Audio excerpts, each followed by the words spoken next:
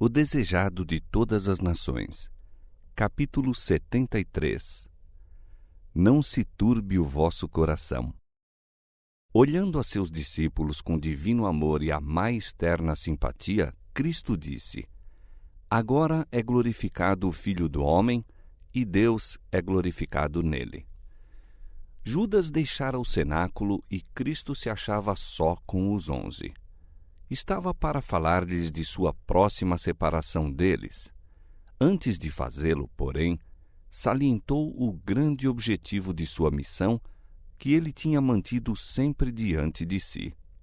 Seu gozo era que toda humilhação e sofrimento glorificassem o nome de seu Pai. Para aí encaminha ele primeiramente os pensamentos dos discípulos. Então, dirigindo-se a eles com a carinhosa expressão filhinhos, disse: Ainda por um pouco estou convosco. Vós me buscareis, e como tinha dito aos judeus, para onde eu vou, não podeis vós ir. Eu vô-lo digo também agora. Os discípulos não se podiam regozijar ouvindo isto. Caiu sobre eles temor. Comprimiram-se em torno de Jesus. Seu amo e Senhor, seu amado mestre e amigo, era-lhes mais precioso do que a própria vida. A ele se haviam dirigido em busca de auxílio em todas as suas perplexidades, de conforto em suas tristezas e decepções. E agora os ia deixar solitário e dependente grupo. Sombrios foram os pressentimentos que lhes encheram o coração. Mas as palavras que lhes dirigiu o Salvador foram cheias de esperança. Sabia que seriam assaltados pelo inimigo e que os ardis de Satanás são mais bem-sucedidos contra os que se acham deprimidos pelas dificuldades. Dirigiu-os, portanto, das coisas que se veem às que se não veem. Fê-los voltarem os pensamentos do exílio terrestre ao celeste lar. Não se turbe o vosso coração, disse. Credes em Deus, crede também em mim. Na casa de meu pai há muitas moradas. Se não fosse assim, eu vô-lo teria dito. Vou preparar-vos lugar. E se eu for e vos preparar lugar, virei outra vez e vos levarei para mim mesmo, para que onde eu estiver, estejais vós também. Mesmo vós sabeis para onde vou e conheceis o caminho. Por amor de vós vim ao mundo, estou trabalhando em vosso benefício. Quando me for, continuarei ainda a trabalhar fervorosamente por vós. Vim ao mundo para revelar-me a vós, para que pudesseis crer. Vou para o Pai para cooperar com Ele em vosso favor. O objetivo da partida de Jesus era o contrário daquilo que temiam os discípulos. Não significava uma separação definitiva. Ia preparar-lhes lugar para que pudesse voltar e recebê-los junto de si. Enquanto lhes estava construindo mansões, eles deviam formar caráter à semelhança divina. Ainda os discípulos estavam perplexos. Tomé, sempre perturbado por dúvidas, disse: Senhor, nós não sabemos para onde vais, e como poderemos saber o caminho? Disse-lhe Jesus: Eu sou o caminho e a verdade e a vida. Ninguém vem ao Pai senão por mim. Se vós me conhecesseis a mim, também conheceríeis a meu Pai.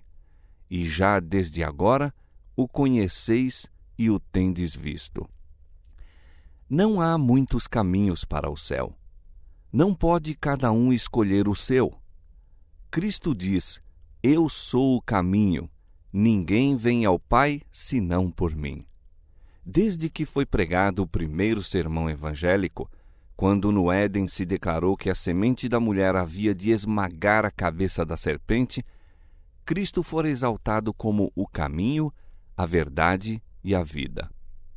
Ele era o caminho ao tempo em que Adão vivia, quando Abel apresentava a Deus o sangue do cordeiro morto, representando o sangue do Redentor. Cristo foi o caminho pelo qual se salvaram patriarcas e profetas. Ele é o único caminho pelo qual podemos ter acesso a Deus. Se vós me conhecesseis a mim, disse Cristo, também conheceríeis a meu Pai. E já desde agora o conheceis e o tendes visto. Mas nem então os discípulos compreenderam. Senhor, mostra-nos o Pai, exclamou Filipe, o que nos basta. Admirado de sua falta de compreensão, Cristo perguntou com dolorosa surpresa: Estou há tanto tempo convosco e não me tendes conhecido, Filipe? Será possível que não vejas o Pai nas obras que ele faz por meu intermédio? Não crês que vim testificar do Pai? Como dizes tu, mostra-nos o Pai? Quem me vê a mim, vê o Pai. Cristo não deixara de ser Deus ao tornar-se homem. Conquanto se houvesse humilhado até a humanidade, pertencia-lhe ainda a divindade. Unicamente Cristo podia representar o Pai perante a humanidade, e essa representação haviam os discípulos tido o privilégio de contemplar por mais de 3 anos. Crede-me que estou com o Pai e o Pai em mim. Crede-me, ao menos, por causa das mesmas obras. Sua fé podia repousar segura no testemunho dado nas obras de Cristo, obras que homem algum, de si mesmo, já realizou, nem poderia nunca realizar. Elas testificavam de sua divindade. Por meio dele se revelara o Pai. Se os discípulos crescem nessa vital ligação entre o Pai e o Filho, a fé os não abandonaria ao verem os sofrimentos e a morte de Cristo para salvar o mundo a perecer.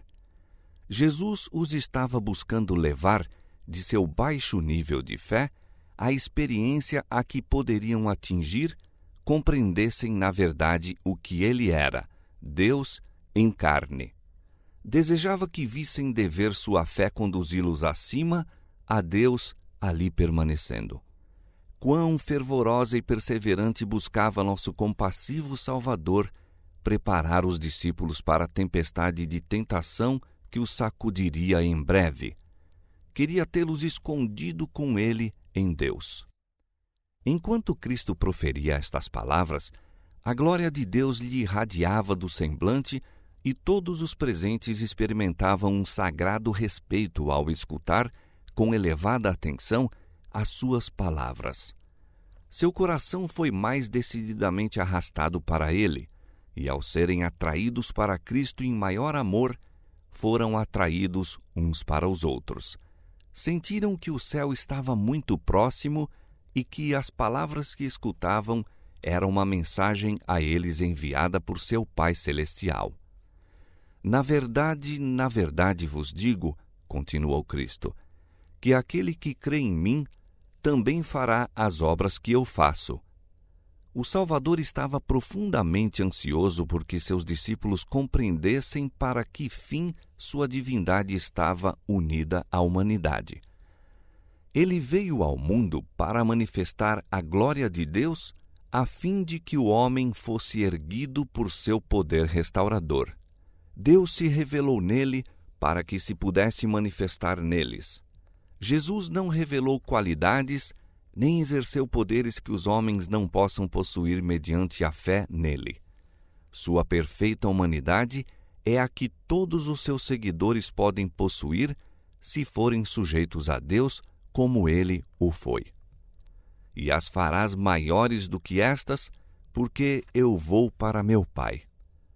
Por estas palavras, Cristo não queria dizer que as obras dos discípulos seriam de um mais exaltado caráter que as suas, mas que seriam de maior extensão.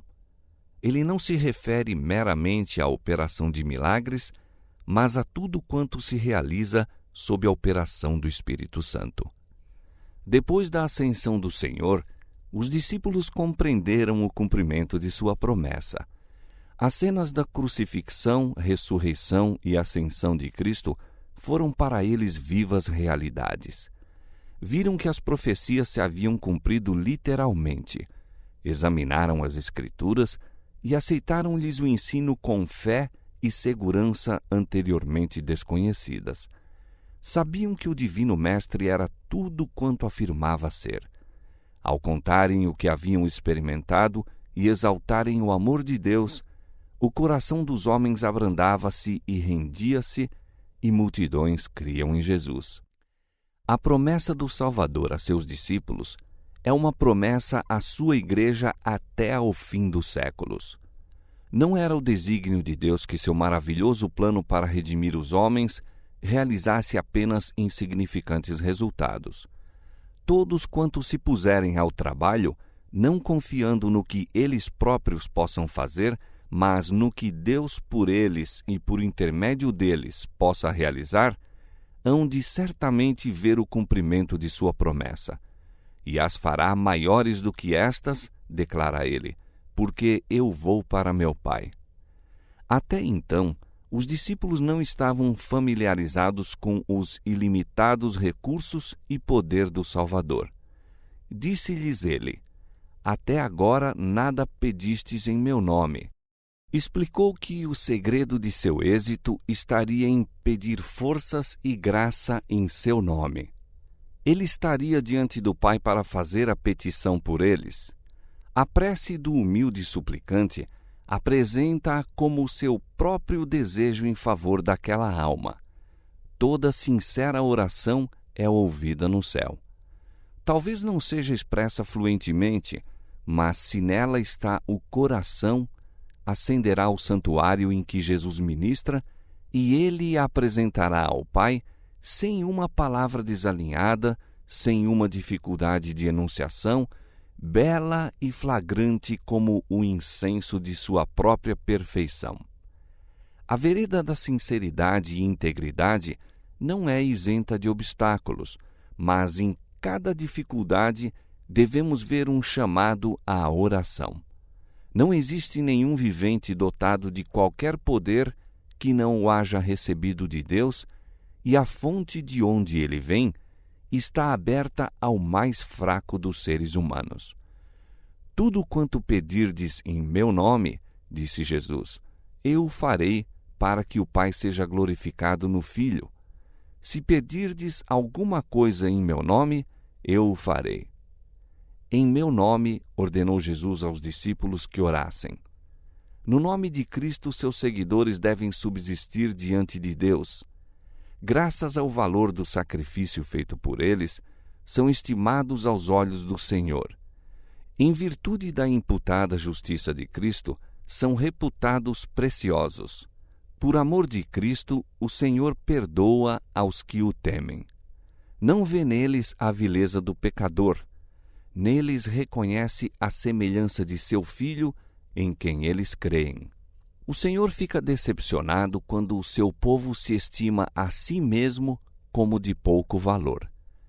Deseja que sua escolhida herança se avalie segundo o preço que ele lhe deu. Deus a queria, do contrário, não enviaria seu Filho em tão dispendiosa missão de a redimir.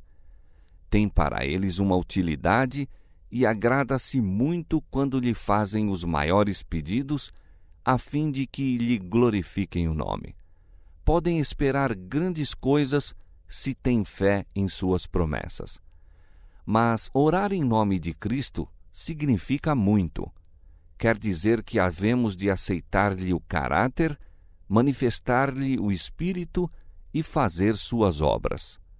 A promessa do Salvador é dada sob condição. Se amardes, diz, guardareis os meus mandamentos. Ele salva os homens, não em pecado, mas do pecado, e os que o amam manifestarão seu amor pela obediência. Toda a verdadeira obediência vem do coração. Deste procedia também a de Cristo. E se consentirmos, ele por tal forma se identificará com os nossos pensamentos e ideais, dirigirá nosso coração e espírito em tanta conformidade com o seu querer, que, obedecendo-lhe, não estaremos senão seguindo nossos próprios impulsos.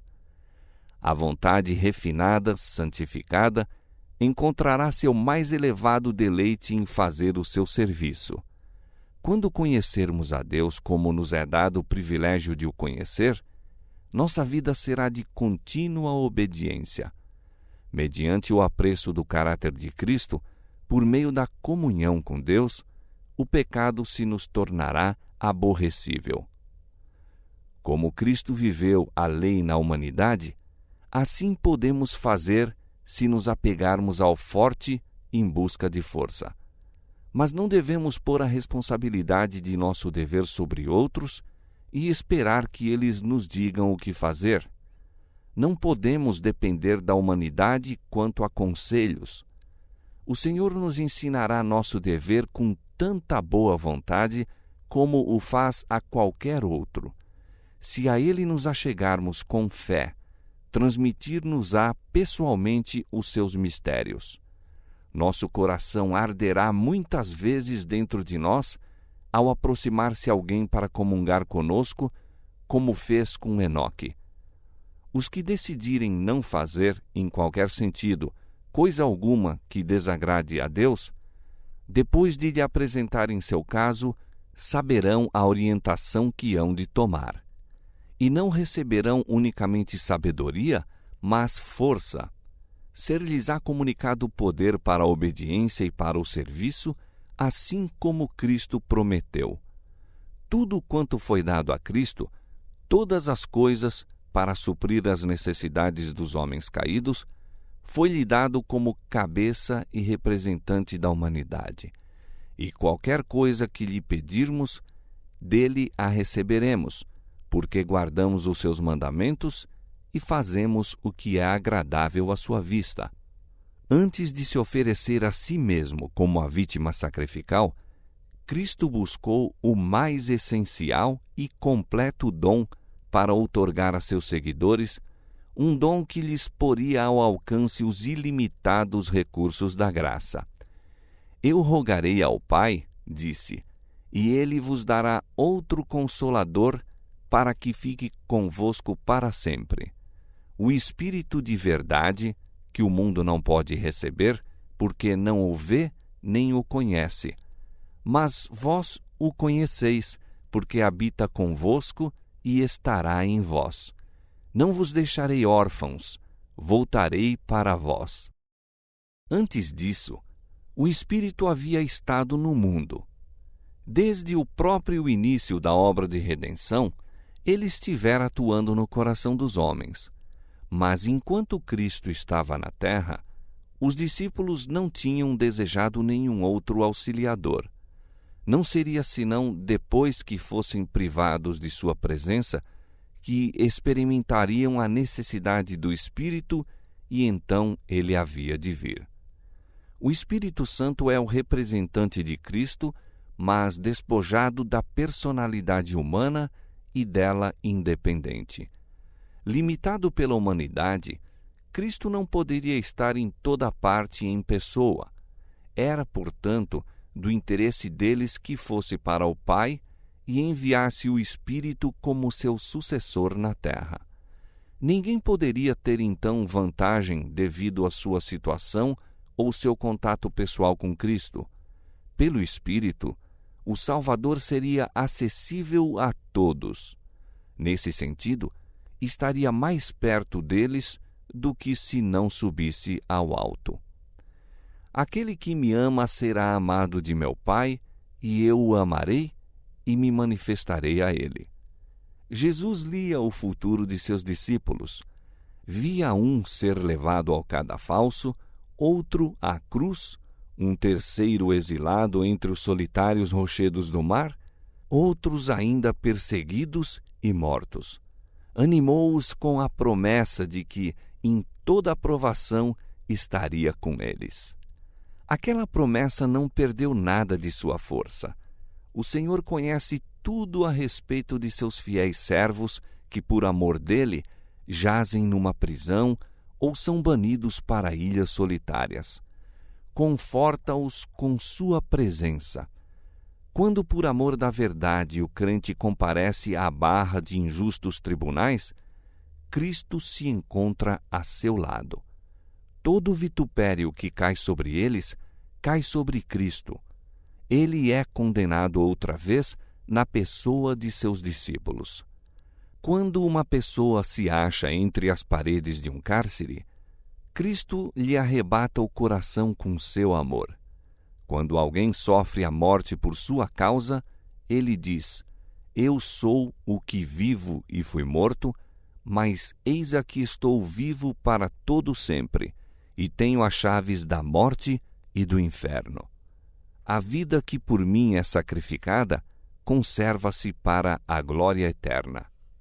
Em todos os tempos e lugares, em todas as dores e aflições, quando a perspectiva se afigura sombria e cheia de perplexidade o futuro, e nos sentimos desamparados e sós, o Consolador será enviado em resposta à oração da fé. As circunstâncias podem nos separar de todos os amigos terrestres. Nenhuma, porém, nem mesmo a distância, nos pode separar do celeste Consolador. Onde quer que estejamos, aonde quer que vamos, ele se encontra sempre à nossa direita para apoiar, suster, erguer e animar. Os discípulos ainda deixaram de compreender as palavras de Cristo em seu sentido espiritual, e novamente ele lhes explicou sua significação. Pelo Espírito, disse, manifestar-se-ia a eles. Aquele Consolador, o Espírito Santo, que o Pai enviará em meu nome, esse vos ensinará todas as coisas. Não mais haveis de dizer, não posso compreender. Não mais vereis por um espelho imperfeitamente. Sereis capazes de compreender com todos os santos qual seja a largura e o comprimento e a altura e a profundidade, e conhecer o amor de Cristo que excede todo o entendimento. Os discípulos deveriam dar testemunho da vida e obra de Cristo. Por meio de suas palavras, ele falaria a todo o povo na face da terra. Mas, na humilhação e morte de Cristo, deviam eles sofrer grande prova e decepção. Para que, depois, sua palavra pudesse ser exata, Jesus prometeu que o Consolador os faria lembrar de tudo quanto vos tenho dito. Ainda tenho muito que vos dizer, continuou ele, mas vós não o podeis suportar agora. Mas quando vier aquele Espírito de verdade, ele vos guiará em toda a verdade, porque não falará de si mesmo, mas dirá tudo o que tiver ouvido e vos anunciará o que há de vir. Ele me glorificará, porque há de receber do que é meu e vô-lo há de anunciar. Jesus desvendara a seus discípulos uma vasta porção da verdade, mas era-lhes demasiado difícil manterem suas lições separadas das tradições e máximas dos escribas e fariseus. Tinham sido ensinados a receber os ensinos dos rabis como a própria voz de Deus, e isso ainda exercia domínio sobre seu espírito, moldando-lhes os sentimentos. Ideias terrenas, coisas temporais, ocupavam ainda amplo espaço em seus pensamentos. Não entendiam a natureza espiritual do reino de Cristo, embora ele lhe houvesse tantas vezes explicado. A mente se lhes tinha tornado confusa, não compreendiam o valor das Escrituras apresentadas por Cristo. Dir-se-iam perdidas muitas de suas lições para eles. Jesus viu que não aprendiam o verdadeiro sentido de suas palavras. Prometeu compassivamente que o Espírito Santo lhes havia de trazer essas palavras à memória, e deixara por dizer muitas coisas que os discípulos não compreendiam. A essas, também o Espírito lhes abriria o entendimento para que apreciassem as coisas celestiais. Quando vier aquele Espírito de verdade, disse Jesus, ele vos guiará em toda a verdade. O Consolador é chamado o Espírito de verdade. Sua obra é definir e manter a verdade. Ele primeiro habita o coração como o Espírito de verdade e torna-se assim o Consolador.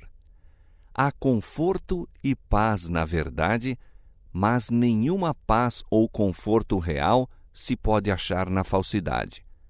É por meio de falsas teorias e tradições que Satanás adquire seu domínio sobre a mente. Encaminhando os homens para falsas normas, deforma o caráter. Por intermédio das Escrituras, o Espírito Santo fala à mente e grava a verdade no coração. Assim expõe o erro, expelindo-o da alma. É pelo Espírito da verdade, operando pela palavra de Deus, que Cristo submete a si seu povo escolhido. Descrevendo aos discípulos a obra oficial do Espírito Santo, Jesus procurou inspirar-lhes a alegria e esperança que lhe animavam o próprio coração. Regozijava-se ele pelas abundantes medidas que providenciaram para auxílio de sua igreja.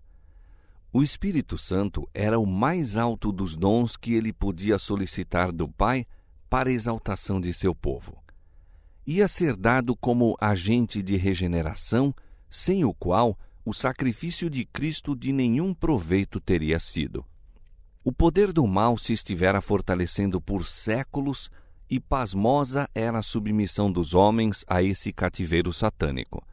Ao pecado só se poderia resistir e vencer por meio da poderosa operação da terceira pessoa da divindade, a qual viria não com energia modificada, mas na plenitude do divino poder. É o Espírito que torna eficaz o que foi realizado pelo Redentor do mundo. É por meio do Espírito que o coração é purificado. Por ele torna-se o crente participante da natureza divina. Cristo deu seu Espírito como um poder divino para vencer toda tendência hereditária e cultivada para o mal e gravar seu próprio caráter em sua igreja. Disse Jesus a respeito do Espírito: Ele me glorificará. O Salvador veio glorificar o Pai pela demonstração de seu amor. Assim, o Espírito havia de glorificar a Cristo, revelando ao mundo a sua graça. A própria imagem de Deus tem de ser reproduzida na humanidade. A honra de Deus, a honra de Cristo, acha-se envolvida no aperfeiçoamento do caráter de seu povo. E quando ele, o Espírito de verdade, vier, convencerá o mundo do pecado e da justiça e do juízo. A pregação da palavra não será de nenhum proveito sem a contínua presença e ajuda do Espírito Santo. Este é o único mestre eficaz da verdade divina. Unicamente quando a verdade chega ao coração acompanhada pelo Espírito, vivificará a consciência e transformará a vida. Uma pessoa pode ser capaz de apresentar a letra da palavra de Deus, pode estar familiarizada com todos os seus mandamentos e promessas, mas, a menos que o Espírito Santo impressione o coração com a verdade, alma alguma cairá sobre a rocha e se despedaçará. A mais esmerada educação, as maiores vantagens, não podem tornar uma pessoa um veículo de luz sem a cooperação do Espírito de Deus. A semeadura da semente evangélica não terá êxito algum a menos que essa semente seja vivificada pelo orvalho do céu. Antes de ser escrito um livro do Novo Testamento, antes de ser pregado qualquer sermão depois da ascensão de Cristo, o Espírito Santo desceu sobre os apóstolos em oração. Então seus inimigos deram o testemunho: enchestes Jerusalém desta vossa doutrina. Cristo prometeu o dom do Espírito Santo à sua igreja e a promessa nos pertence a nós da mesma maneira que aos primeiros discípulos. Mas, como todas as outras promessas, é dada sob condições. Muitos há que creem e professam reclamar a promessa do Senhor, falam acerca de Cristo e acerca do Espírito Santo e, todavia, não recebem benefício. Não entregam a alma para ser guiada e regida pelas forças divinas. Não podemos usar o Espírito Santo. Ele é que deve servir-se de nós. Mediante o Espírito opera Deus em seu povo, tanto o querer como o efetuar, segundo a sua boa vontade. Mas muitos não se submeterão a isto. Querem se dirigir a si mesmos. É por isso que não recebem o celeste dom. Unicamente aos que esperam humildemente em Deus, que estão atentos à sua guia e graça, é concedido o Espírito. O poder de Deus aguarda que o peçam e o recebam. Esta prometida bênção, reclamada pela fé, traz após si todas as outras bênçãos. É concedida segundo as riquezas da graça de Cristo, e Ele está pronto a suprir toda a alma segundo sua capacidade para receber. Em seus discursos aos discípulos, Jesus não fez nenhuma triste alusão a seus próprios sofrimentos e morte. Foi de paz seu último legado a eles. Disse: Deixo-vos a paz, a minha paz vos dou. Não vou-la dou como o mundo a dá. Não se turbe o vosso coração, nem se atemorize. Antes de deixar o cenáculo, o Salvador dirigiu os discípulos num hino de louvor. Sua voz se fez ouvir, não nos assentos de uma dolorosa lamentação, mas nas jubilosas notas da aleluia pascual. Louvai ao Senhor todas as nações, louvai-o todos os povos, porque a sua benignidade é grande para conosco e a verdade do Senhor é para sempre. Louvai ao Senhor. Depois do hino, saíram. Atravessaram as regurgitantes ruas, saindo pela porta da cidade em direção do Monte das Oliveiras. Lentamente caminhavam, preocupado cada um com seus próprios pensamentos.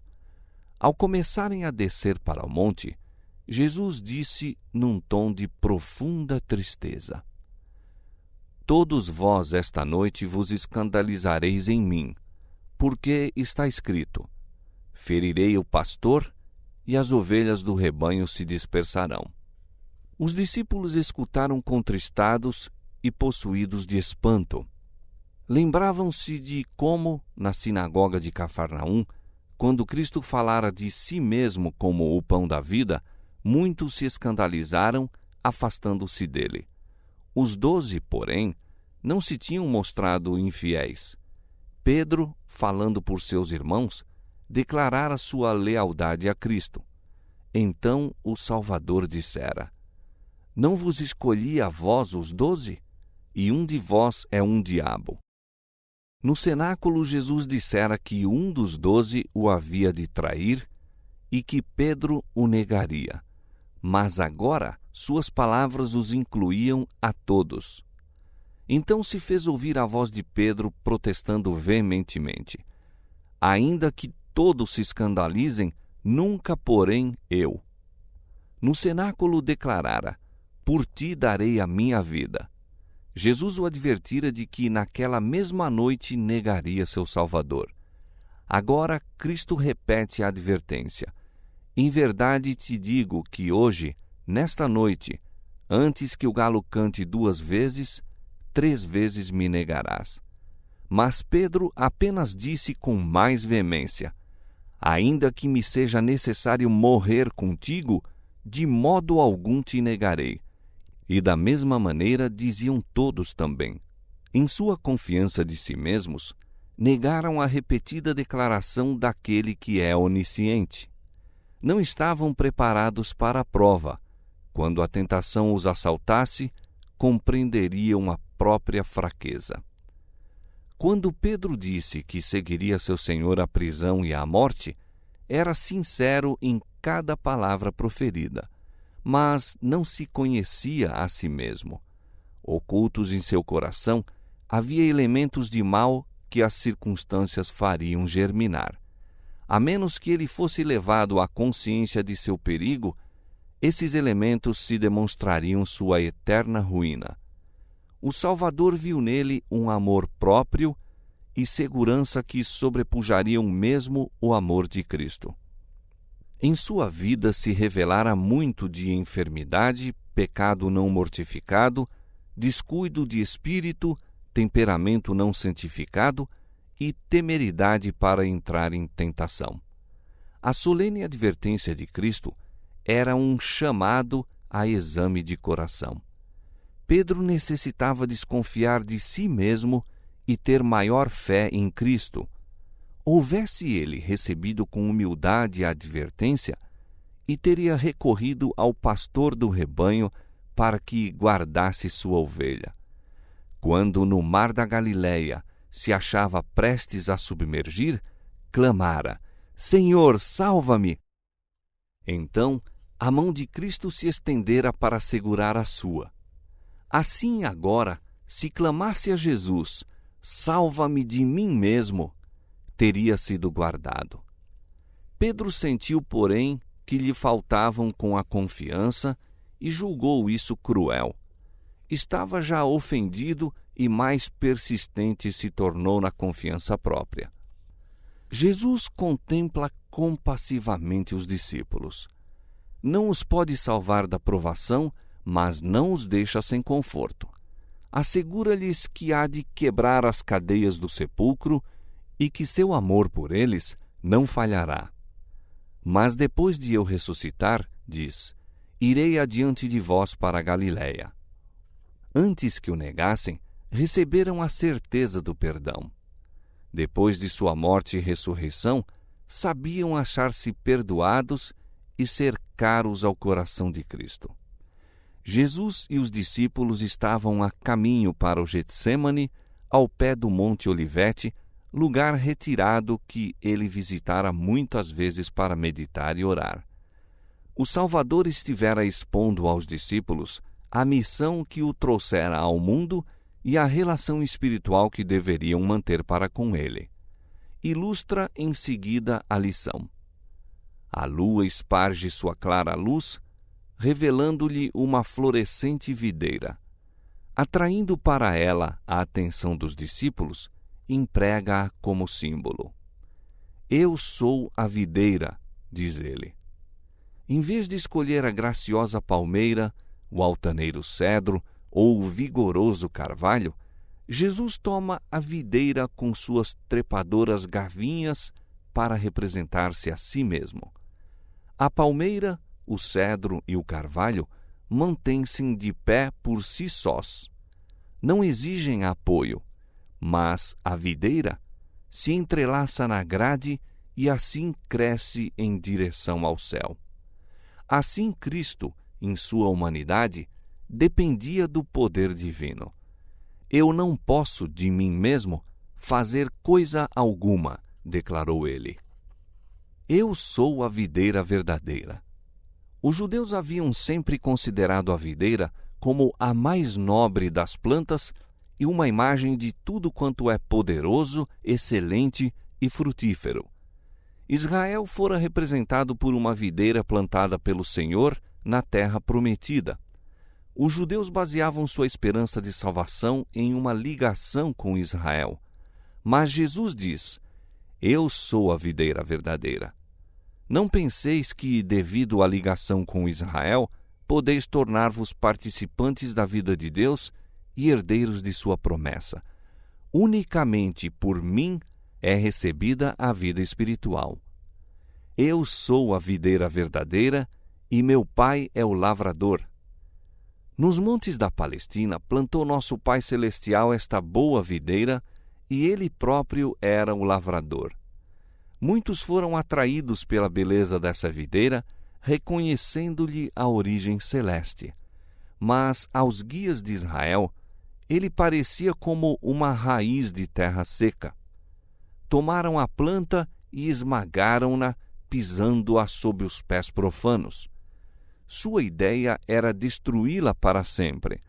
Mas o celeste lavrador nunca perdeu de vista a sua planta. Quando os homens pensavam que a tinham matado, ele a tomou e plantou-a do outro lado do muro. O tronco não mais devia ser visível. Estava oculto dos cruéis assaltos dos homens. Mas os ramos da videira pendiam por sobre o muro. Eles a deviam representar. Por meio deles ainda se poderiam unir enxertos à videira. Destes se obtiveram frutos. Houve uma colheita, da qual aproveitaram os transeuntes. Eu sou a videira, vós as varas, disse Cristo aos discípulos. Embora estivesse para ser afastado deles, sua união espiritual com ele devia permanecer imutável. A ligação dos ramos com a videira, disse, representa a relação que deveis manter comigo. O renovo é enxertado na videira viva e, fibra por fibra, veia por veia, emerge no tronco.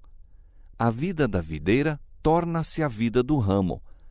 Assim, a alma morta em ofensas e pecados recebe vida mediante a ligação com Cristo. Pela fé nele como Salvador pessoal, forma-se essa união. O pecador une a sua fraqueza à força de Cristo, seu vazio à plenitude dele, sua fragilidade à perdurável resistência do Salvador. Assim ele possui a mente de Cristo. Sua humanidade tocou a nossa e nossa humanidade tocou a divindade. Assim, pela operação do Espírito Santo, o homem torna-se participante da natureza divina. É aceito no amado. Uma vez formada, esta união com Cristo deve ser mantida. Disse Cristo: estai em mim e eu em vós. Como a vara de si mesma não pode dar fruto, se não estiver na videira, assim também vós, se não estiverdes em mim. Isto não é um contato casual, ora sim, ora não. O ramo torna-se uma parte da videira viva. A comunicação de vida, força e fertilidade da raiz aos ramos é livre e constante. Separado da videira, o ramo não pode viver. Tampouco, disse Jesus, podeis vós viver separados de mim. A vida que de mim recebestes só pode ser conservada por meio de contínua comunhão. Sem mim, não podeis vencer um só pecado ou resistir a uma única tentação. Estai em mim e eu em vós. Permanecer em Cristo significa receber constantemente de seu Espírito uma vida de inteira entrega a seu serviço. As vias de comunicação entre homem e Deus devem achar-se de contínuo desimpedidas. Como o ramo tira sem cessar a seiva da videira viva, assim nós devemos apegar a Cristo e dele receber pela fé a força e perfeição de seu próprio caráter. A raiz, por meio dos galhos, envia a nutrição aos mais afastados ramos. Assim comunica Jesus a todo crente a corrente do vigor espiritual. Enquanto a alma estiver unida a Cristo, não há perigo de que seque ou se corrompa. A vida da videira manifestar-se-á em fragrantes frutos nos ramos. Quem está em mim, disse Jesus, e eu nele, esse dá muito fruto, porque sem mim nada podeis fazer. Quando vivemos pela fé no Filho de Deus, os frutos do Espírito se manifestarão em nossa vida, nenhum faltará. Meu Pai é o lavrador. Toda a vara em mim que não dá fruto, atira. Conquanto o enxerto esteja externamente unido à videira, pode não haver nenhuma ligação vital. Então, não haverá crescimento ou fertilidade. Assim, pode haver uma aparente conexão com Cristo sem uma real união com Ele pela fé. Uma profissão de religião introduz os homens na igreja, mas o caráter e a conduta mostram se eles se acham em ligação com Cristo. Se não dá frutos, são falsas varas. Sua separação de Cristo envolve uma ruína tão completa como a que é representada pela vara seca. Se alguém não estiver em mim, disse Cristo, será lançado fora como a vara e secará, e os colhem e lançam no fogo e ardem. e limpa toda aquela que dá fruto para que dê mais fruto. Dos 12 escolhidos que haviam seguido a Jesus, um, como ramo seco, estava para ser tirado. O resto devia passar pelo podão de acerba à prova. Com solene ternura, Jesus explicou o desígnio do lavrador. A poda ocasionará dor, mas é o Pai que aplica o podão. Ele não trabalha com mão empesada, nem coração indiferente. Há ramos que se arrastam pelo chão. Estes devem ser soltos dos pontos que apoiam na terra, a que se apegam as tenras gavinhas. Devem estender-se em direção ao céu para encontrar em Deus seu sustentáculo. A excessiva folhagem que tira ao fruto a corrente vital tem de ser podada, cortado o excesso de ramos, a fim de dar lugar aos saneadores raios do sol da justiça. O lavrador corta os rebentos prejudiciais para que o fruto seja mais rico e abundante. Nisto é glorificado meu Pai, disse Jesus, que deis muito fruto. Deus deseja manifestar por meio de vós a santidade, a beneficência, a compaixão de seu próprio caráter. Todavia, o Salvador não ordena a seus discípulos que se afanem para produzir frutos. Dize-lhes que permaneçam nele. Se vós estiverdes em mim, diz, e as minhas palavras estiverem em vós, pedireis tudo o que quiserdes e vos será feito. É por meio da palavra que Cristo habita em seus seguidores. Esta é a mesma vital união representada por comer sua carne e beber seu sangue. As palavras de Cristo são espírito e vida. Recebendo-as, recebeis a vida da videira. Viveis de toda palavra que sai da boca de Deus. A vida de Cristo em vós produz os mesmos frutos que nele. Vivendo em Cristo, aderindo a Ele, por Ele sustentados, e dele tirando a nutrição, dareis frutos segundo a sua semelhança. Nessa última reunião de Jesus com seus discípulos, o grande desejo por ele manifestado em seu favor foi de que se amassem uns aos outros como ele mesmo os amara. Falou-lhes repetidamente a esse respeito. O meu mandamento é este, disse por diversas vezes, que vos ameis uns aos outros. Foi mesmo a primeira recomendação que lhes fez ao achar-se a sós com eles no cenáculo. Um novo mandamento vos dou, que vos ameis uns aos outros.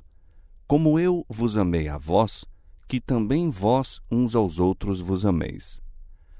Para os discípulos, este foi um novo mandamento, pois eles não haviam amado uns aos outros como Cristo os amara. Ele viu que novas ideias e impulsos os deviam dominar, que novos princípios tinham de ser por eles seguidos. Por meio de sua vida e morte, deviam receber uma nova concepção do amor. O mandamento de se amarem uns aos outros tinha uma nova significação em face de seu sacrifício. Toda a obra da graça é um contínuo serviço de amor, de abnegação, de esforço com sacrifício. Durante cada hora da peregrinação de Cristo na terra, o amor de Deus dele manava em irreprimíveis correntes. Todos quantos são possuídos de seu espírito hão de amar como ele amou. O mesmo princípio que atuava em Cristo há de atuar neles em todo o seu trato uns com os outros. Esse amor é o testemunho de seu discipulado. Nisto todos conhecerão que sois meus discípulos, disse Jesus, se vos amardes uns aos outros.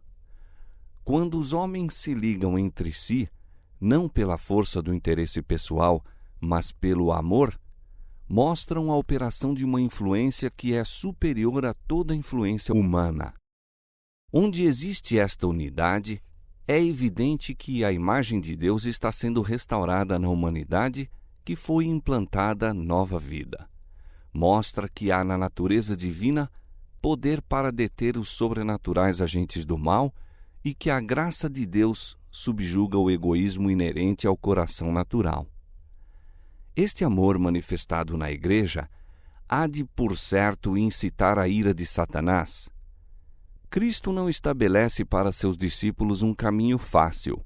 Se o mundo vos aborrece, diz ele, sabei que primeiro do que a vós me aborreceu a mim. Se vós fosseis do mundo, o mundo amaria o que era seu, mas porque não sois do mundo, antes eu vos escolhi do mundo, por isso é que o mundo vos aborrece. Lembrai-vos da palavra que vos disse, não é o servo maior do que o seu senhor? Se a mim me perseguiram, também vos perseguirão a vós. Se guardaram a minha palavra, também guardarão a vossa. Mas tudo isso vos farão por causa do meu nome, porque não conhecem aquele que me enviou. O Evangelho deve ser levado avante por ativa luta, em meio de oposição, perigo, prejuízo e sofrimento. Mas os que fazem esta obra estão apenas seguindo os passos do Mestre. Como Redentor do mundo, Cristo foi constantemente confrontado por aparentes fracassos. Ele, o mensageiro da misericórdia ao nosso mundo, pouco parecia fazer da obra que anelava realizar em erguer e salvar. Satânicas influências estavam sempre operando para lhe obstar o caminho, mas ele não se desanimava. Através da profecia de Isaías, declara: debalde tenho trabalhado, inútil e vãmente gastei as minhas forças. Todavia o meu direito está perante o Senhor e o meu galardão perante o meu Deus. Israel não se deixou ajuntar. Contudo, aos olhos do Senhor serei glorificado e o meu Deus será a minha força. É a Cristo que é feita a promessa. Assim diz o Senhor, o Redentor de Israel, o Santo, a alma desprezada, ao que as nações abominam. Assim diz o Senhor: te guardarei e te darei por conserto do povo, para restaurares a terra e lhes dares em herança as herdades assoladas. Para dizeres aos presos: saí, e aos que estão em trevas: aparecei. Nunca terão fome nem sede, nem a calma nem o sol os afligirá, porque o que se compadece deles os guiará e os levará mansamente aos mananciais. Nesta palavra repousava Jesus e não deu lugar a Satanás. Quando estavam para ser dados os últimos passos na humilhação de Cristo, quando sua alma estava sendo envolvida pela mais profunda aflição, ele disse aos discípulos: se aproxima o príncipe deste mundo e nada tem em mim. O príncipe deste mundo está julgado, agora será expulso. Com profética visão, Cristo traçou as cenas a terem lugar em seu último e grande conflito. Sabia que, quando exclamasse, está consumado, todo o céu havia de triunfar. Seu ouvido colheria a distante música e os brados de vitória nas cortes celestes.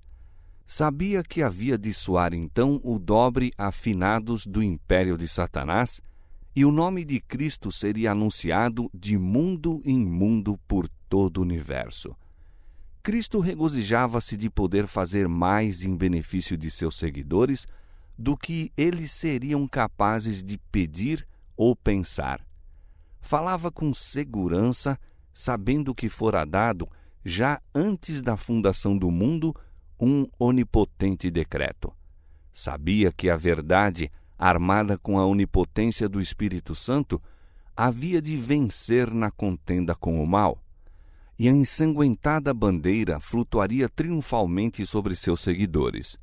Sabia que a vida de seus confiantes discípulos seria como a sua, uma série de ininterruptas vitórias que aqui não pareciam sê-lo, mas reconhecidas como tais no grande porvir.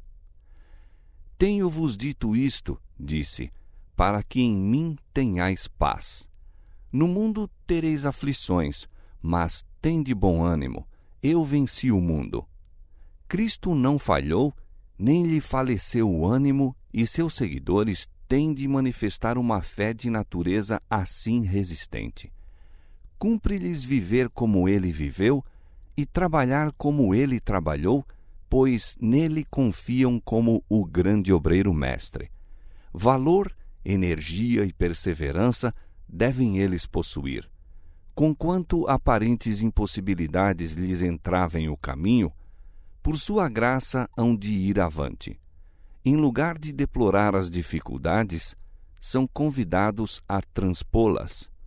Não devem desesperar de coisa alguma, mas esperar tudo. Com a áurea cadeia de seu incomparável amor, tem-nos Cristo ligado ao trono de Deus. É seu desígnio que lhes pertença a mais alta influência do universo, influência que emana da fonte de todo o poder. Têm de ter força para resistir ao mal, força que nem a terra, nem a morte, nem o inferno podem dominar. Força que os habilitará a vencer como Cristo venceu. É intuito de Cristo que a ordem celeste, o celeste plano de governo e a divina harmonia celeste sejam representadas em sua igreja na terra. Assim é ele glorificado em seu povo. Por meio deles, o sol da justiça resplandecerá sobre o mundo com um não empanado brilho. Cristo deu à sua igreja amplas faculdades, de modo a poder receber abundantes retribuições de glória da parte de sua remida, comprada possessão. Concedeu a seu povo capacidade e bênçãos para que representassem sua própria suficiência. A igreja, dotada com a justiça de Cristo, é sua depositária, nela se devendo revelar as riquezas de sua misericórdia, sua graça em plena e final manifestação. Cristo considera seu povo, em sua pureza e perfeição, como a recompensa de sua humilhação e o suplemento de sua glória, sendo ele mesmo o grande centro de quem toda a glória irradia. Com fortes, esperançosas palavras, concluiu o Salvador suas instruções. Depois, vazou a opressão de sua alma em oração pelos discípulos. Erguendo os olhos aos céus, disse: Pai, é chegada a hora. Glorifica a teu Filho, para que também o teu Filho te glorifique a ti. Assim como lhe deste poder sobre toda a carne, para que dê a vida eterna a todos quanto lhe deste. E a vida eterna é esta: que te conheçam a ti só, por único Deus verdadeiro, e a Jesus Cristo, a quem enviaste. Cristo concluíra a obra que lhe fora dada a fazer. Glorificara a Deus na terra, manifestara o nome do Pai, reunira os que haviam de continuar sua obra entre os homens, e disse: E neles sou eu glorificado. E eu já não estou mais no mundo, mas eles estão no mundo, e eu vou para ti. Pai Santo, guarda em teu nome aqueles que me deste, para que sejam um, assim como nós. E não rogo somente por eles, mas também por aqueles que pela sua palavra hão de crer em mim, para que todos sejam um, eu neles e tu em mim, para que eles sejam perfeitos em unidade e para que o mundo conheça que tu me enviaste a mim e que os tens amado a eles como me tens amado a mim. Assim, na linguagem de quem possui autoridade divina, Cristo entrega sua igreja eleita nos braços do Pai. Como consagrado sumo sacerdote, intercede pelo seu povo. Como fiel pastor, reúne seu rebanho à sombra do Todo-Poderoso, no forte e seguro refúgio. Quanto a si, aguarda-o a derradeira batalha com Satanás, e ele sai a enfrentá-la.